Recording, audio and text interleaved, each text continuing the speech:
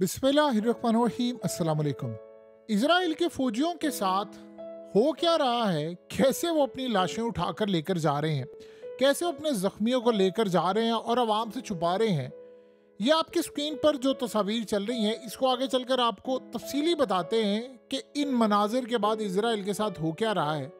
लेकिन जो सबसे अहम चीज़ें इस वक्त जारी हो रही हैं उसको भी आप ज़रा समझ लें कि अमेरिका ने अभी ईरान को पैगाम दिया है, क्योंकि तुम स्ट्राइक करने जा रहे हो इजराइल पर, तो अगर तुमने ये गलती की स्ट्राइक करने की तो फिर हमारी तरफ से भी हैवी प्राइस पे करनी पड़ेगी तुम्हें और भरपूर यानी लड़ाई होगी। इस सारी सूरत हाल में आयतुल्लाह अली खामनाई को पता ये चला है कि लेबनान के अंदर एक बहुत बड़ा रिजीम चेंज ऑपरेशन करने की तैयारी हो रही है।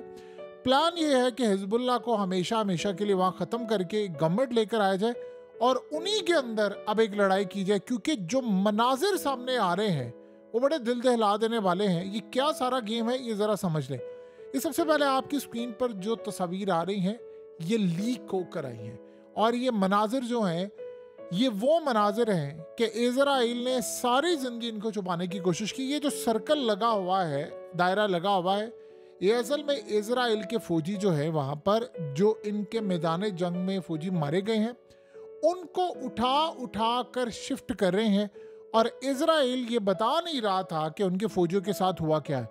अब ये जो ऊपर से तस्वीर ली गई हैं ये हिजबुल्लाह के ड्रोन्स ने वहाँ पर इनकी तस्वीर बनाई, वो असल में इनको हिट करना चाहते थे और इस सारी सूरत हाल में ये जब ले जा रहे थे, समटाइम ऐसा होता है कि आप हिट नहीं कर पाते क्योंकि आप उन एरियाज में होते हैं जहाँ पर लोगों के घर हैं या चीज़ें हैं, लेकिन यहाँ पर उनके टैंक्स को इन्होंने सीधा हिट किया। वहाँ पर अब इजराइल के फौजी अपने ही साथियों को जो मर चुके हैं उनको उठा उठा कर लेकर जा रहे हैं और ये मनाजिर इजराइल के किसी मीडिया पर चलाने की इजाज़त नहीं है, ना उनको बताने की इजाज़त है, ना कोई सूरत हाल है। जो ज़ख्मी है उनको भी ले जाया जा रहा है और ज़ख्मी होने वाले जो होते हैं वो शदीद ज़ख्मी हैं, वो सीरियस नौयत के ज़ख्मी होते हैं, वो ना तो सारी ज़िंदगी फ़ौज में दोबारा आने के काबिल होते हैं, ना कोई और सूरत हाल है। अब जब ये मामला हो रहे हैं कि इतनी बड़ी तादाद में उनके फौजी मारे जा रहे हैं, अब असल में हुआ ये था हेलीकॉप्टर आया इनको उठाने के लिए, उनके ऊपर इन्होंने मिसाइल दागे, वो भाग गया। तो हेलीकॉप्टर्स के भागने के बाद अब वहाँ से जो फौजी हैं वो अपनी मदद आपके तहत यानी जो स्ट्रेचर है या जो आप समझे चीज़ें उनके ऊपर अपने ही साथियों को गलियों गलियों से होते हुए लेकर जा रहे हैं, लेकिन ये अपनी कौम को नहीं बता रहे थे कि भाई ये हमारे साथ देखिए क्या हुआ है। अब इसमें जो सबसे बड़ी सूरत हाल है उसको आप ज़रा समझ लें तो आप हैरान हो जाएंगे कि बड़ा अजीबोगरीब सिलसिला शुरू हुआ है। अमेरिका ने ईरान को पैगाम दिया है अभी, यानी थोड़ी देर पहले पैगाम आया है और पैगाम ये दिया है कि हमें पता ये चला है कि तुम हमला करने के लिए जा रहे हो, तो हम तुम्हें लास्ट वार्निंग जारी कर देते हैं कि अगर तुमने हमला करने की ज़रा सी भी कोशिश की, किसी भी तर्ज से तुमने कोशिश की हमला करने की, तो फिर एक बात आप ज़हन में रख लेना कि उसके बाद अमेरिका की जानिब से भी तुम्हें हैवी प्राइस पे करना पड़ेगी। ये आप समझें कि हुआ क्या है कि आयतुल्लाह अली खामनाई को अचानक से ये मामला सामने आया है कि उन्होंने कहा है कि जो मर्जी हो जाए हमने इजराइल को हिट करना है। आम रूटीन में देखिए, बज़ाहिर तो आपने देखा कि उन्होंने हमला किया, वो हमला उस नौयत का नहीं था, थोड़ा बहुत नुकसान तो उनका हुआ, मिलिट्री बेसिस पर हुआ है, हो सकता है डिफेंस सिस्टम पर भी हुआ हो, लेकिन ऐसा नुकसान नहीं था जो ईरान ने नुकसान कर दिया है। तो फिर आयतुल्लाह अली खामनेई क्यों ये बार बार जोर दे रहे हैं? आपको पता है कि आयतुल्लाह के बाद इनकी पूरी ईरान की कैबिनेट, इनके मिनिस्टर्स, इनके वजीर, इनके जर्नल, उन सब की होश उड़ गए थे। उनको एक शौक लगा था कि यार ये क्या हुआ है, हम तो यहाँ पर कह रहे हैं कि रूस हमें कह रहा है कि हमने उनका हमला रोका है, डिफेंस सिस्टम हमारे कामयाब गए हैं और चीज़ें ये तमाम की तमाम, तो फिर क्यों?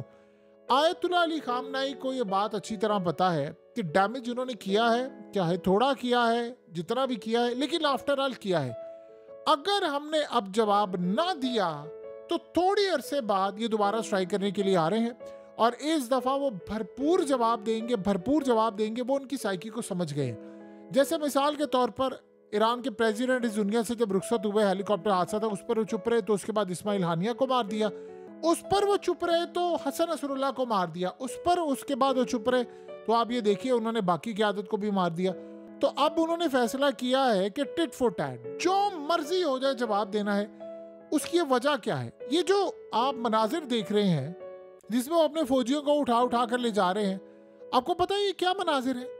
ये मनाजिर इतने इजराइल के लिए खतरनाक है, इतने खतरनाक है कि वो जंग नहीं जीत पा रहे। वो अब इस वक्त डिसाइड ये कर रहे हैं कि हमें करना कुछ ये है कि हमें एक प्रपोजल देना है। प्रपोजल अब आ रहा है रिजीम चेंज वाला।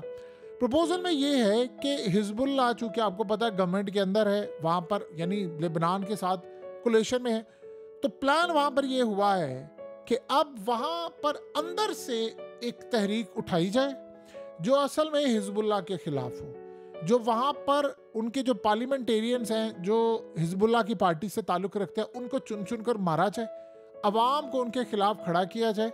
क्योंकि जंग वो जीत नहीं पा रहे इजराइल, क्योंकि उनके फौजी मारे जा रहे हैं। तो वो कह रहे हैं कि इस तरह तो हम लड़ाई नहीं जीत सकते, अवाम भी हमारे खिलाफ हो रही है, बहुत सारे लोग भी खिलाफ है, इंटरनेशनल सतह पर महाज भी है, रोज़ हमारे फौजी मारे जाते हैं, टैंक्स हमारे तबाह हो रहे हैं, हम पूरी तरह जंग हारे।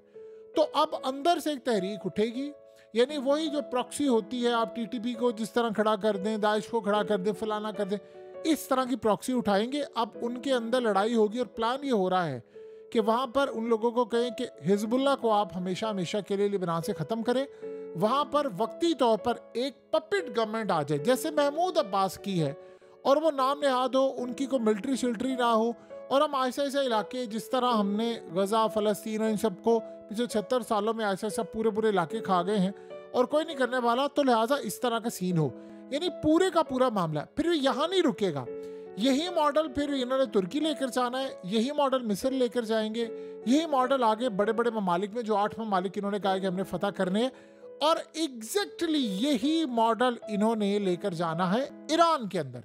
तो ईरान में जब ये लेकर, यानी पार्लियामेंट उनकी फारिग हो जाएगी, ईरान के अंदर ये मॉडल जब लेकर जाएंगे तो एग्जैक्टली अब उनको ये बात समझ आ रही है कि ईरान में एक ही बंदा है जो इस वक्त स्ट्राइक करने के लिए जा रहा है। आपको पता है कि जो इजराइल ने हमला किया था उसके बाद ईरान का प्रेसिडेंट और ये सारे काफ़ी खुश हो गए थे कि भाई हमने स्ट्राइक रोक लिया है, काफ़ी हद तक हमें दोबारा नहीं करना पड़ेगा। लेकिन आयतुल्लाह अली खामनाई ने इनको सरप्राइज दे दिया और उनको कहा नहीं, हम हमला करेंगे, हम जवाब देंगे।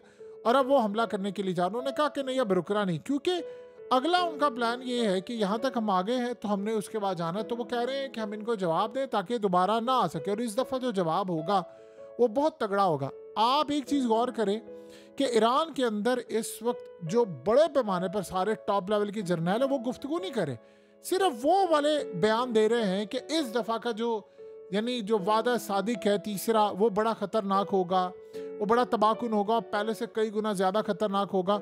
वो वाले जर्नल आप देखेंगे कि सिर्फ बयानात दे रहे हैं जो आयतुल्लाह अली खामनाई के करीबी हैं।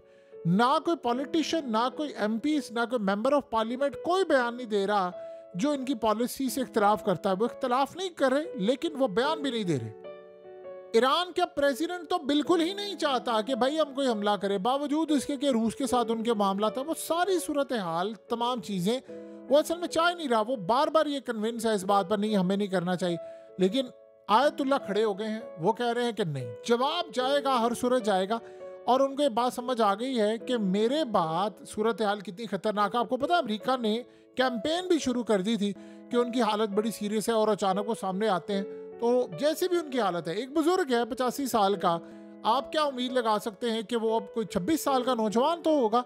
ऐसा तो नहीं है, लेकिन उनकी सेंसेस कायम है, वो पूरी तरह लीड कर रहे हैं। ये कोई कम बात है कि वो इस वक्त पूरे का पूरा एक महाज, यानी ईरान की तारीख की जो सबसे खतरनाक जंग है उसको वो लीड कर रहे हैं। और ये बात आप ज़हन में रखिएगा, ये अभी तक जो ईरान बहुत ज़्यादा हमले कर रहा है, उनके जो शशके हैं ये नहीं ये होते हुए हैं। अगर उनके बाद की सूरत हाल को देखा जाए तो इजराइल तो वहाँ पर रिजीम चेंज के लिए तैयार बैठा हुआ है। सो अब जो मामला सामने आ रहे हैं वो ईरान पूरी तरह तैयार है। ईरान ने इनको जवाब देना है, और जवाब में रूस की रजामंदी शामिल है, चाइना की रजामंदी शामिल है, तमाम की तमाम सूरत हाल इस वक्त वाज़ेह है। सो इस वक्त जो हालात पैदा हो रहे हैं, जो चीज़ें हो रही हैं, वो इंडिकेट कर रही हैं कि इजराइल को एक जवाब जाना है। देखिए, उन्होंने लेबनान के अंदर वो जंग नहीं जीत पा रहे। लेबनान की सूरत हाल उनको ये लगता है कि हमें एक बहुत बड़ी लड़ाई लड़ना पड़ेगी, अंदर से हम कोई लड़ाइयाँ करवाएंगे, ताकतों को उठाएंगे, बहुत बड़ी तबाही लेकर आएंगे, फिर ही कोई मामला हो सकता है। सो इस वक्त हालात बिल्कुल क्लियर हो चुके हैं, एक बड़ी लड़ाई सर पर खड़ी है, लेकिन इस धोखे के साथ भी आपने नहीं रहना कि इसराइल एक प्रपोजल देने वाला है कि जब लेबनान के अंदर एक जंगबंदी चाहते हैं, लेकिन वो उसमें सोल्यूशन ये दे रहा है कि गजा में हमास नहीं होगी, लेबनान में हिजबुल्लाह नहीं होगी, फिर ही हम जाकर कोई आगे बढ़ेंगे वहाँ, यानी वहाँ एक पपेट गवर्नमेंट हो। और इसी मॉडल को वो आगे चाहते हैं कई ममालिक तक लेकर जाना। इस वक्त ईरान तैयार है, लड़ाई बड़ी होगी, बहुत बड़ी होगी, किस लेवल की होगी ये आपको आने वाला वक्त बताएगा, और ये ज्यादा दूर लड़ाई नहीं खड़ी।